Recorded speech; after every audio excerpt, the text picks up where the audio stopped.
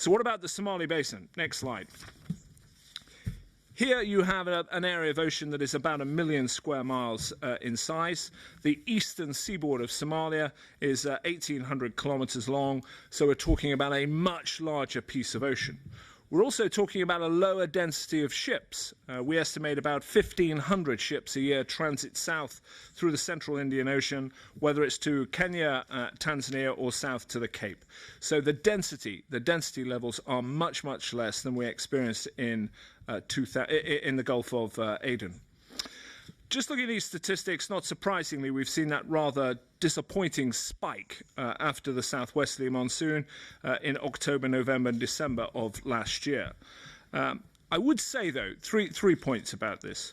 The European Union is alone of all the major organizations deploying maritime forces to the region in having a sustained continual presence in the Somali Basin since August of 2009. Where feasible, we have conducted close patrols alongside the coast with the US-led Combined Maritime Force and with NATO.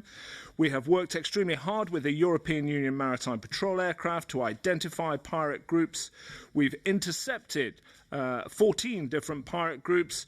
We have broken up their equipment. We have destroyed some of their skiffs. We have disposed of their weapons. We've arrested pirates.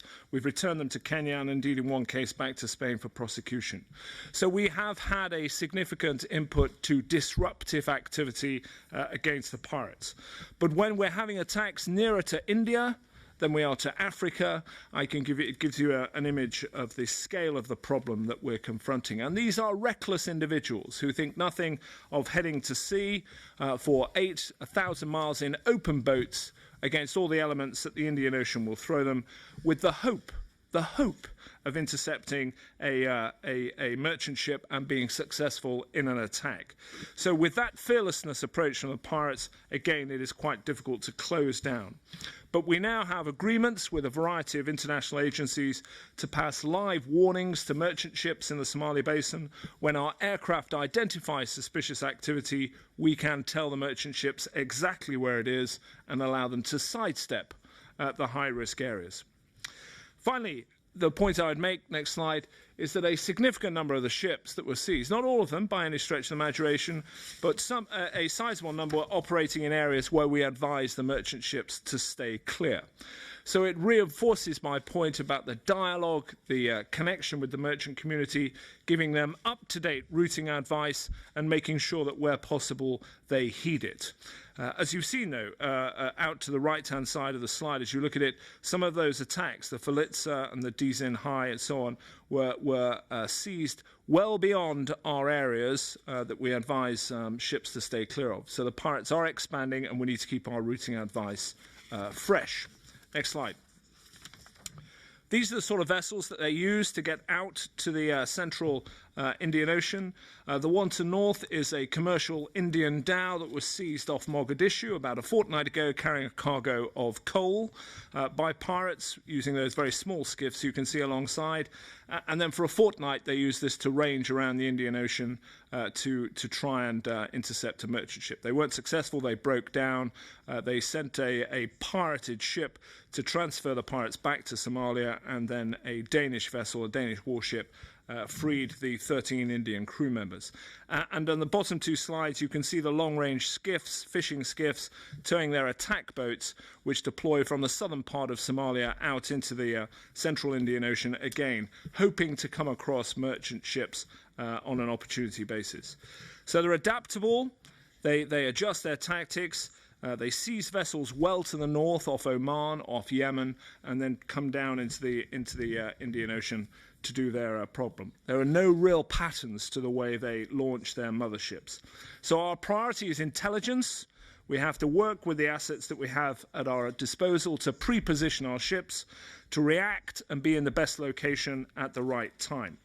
But we need to bear in mind that my priority remains humanitarian tasking, support to the AU, and that strategic artery in the Gulf of Aden. The Somali Basin is not right at the top of those priorities. So with the spare capacity that we have from those other tasks, we then deploy it to try and disrupt and break up these sort of groups. Next slide. These are the sort of camps that they operate from. I just show them by way of background. The slide shows on the left, as you look at it, a port, Hobyo, just on the eastern side. The majority of those skiffs are entirely legitimate. Local fishermen going about their day-to-day subsistence fishing, but how do you differentiate between those who are going to go and do pirate activity? Extremely hard. And the slide to the right, as you look at it, shows a Camp Joe Cool, which is on the eastern side of Somalia. You can't quite work it out. There's a black dot in the middle, which has got 3 oil drums, the ladders, and a small piece of canvas from which the pirates take shelter. An attack boat, the blue boat, as you look at it, which has the screens around the side, so it can do either human smuggling, the ladder's available if it wants to do pirate activity, and the fishing gear on board if it fancies catching some fish on the way.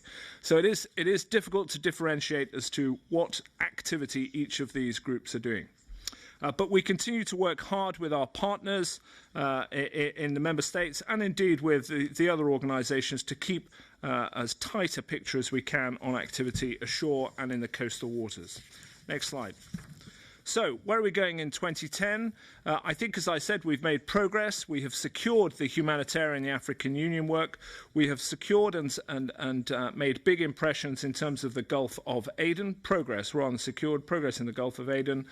So, for 2010, we need to now look as the European Union what we do with this operation. Do we extend it another year or so? And that debate, I know, is being held at the highest levels in Brussels. We have to manage the handover between Italy, who command the force today, to Sweden, who will take command in April.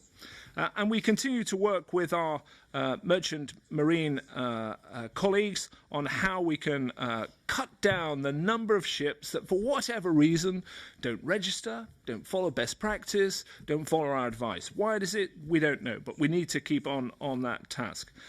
NATO and CMF we work with well, but China is a new nation who has expressed real interest and a ambition to take on a wider role in counter-piracy, and we very much welcome their involvement. And of course, work with Seychelles and Kenya in particular, who've been a real ally to our work thus far, is important to us in 2010. So overall, we're making progress. We're making a difference. We're adding value from the European naval perspective to the wider international efforts to counter piracy, and hopefully we complement the activity which is going on ashore. Thank you.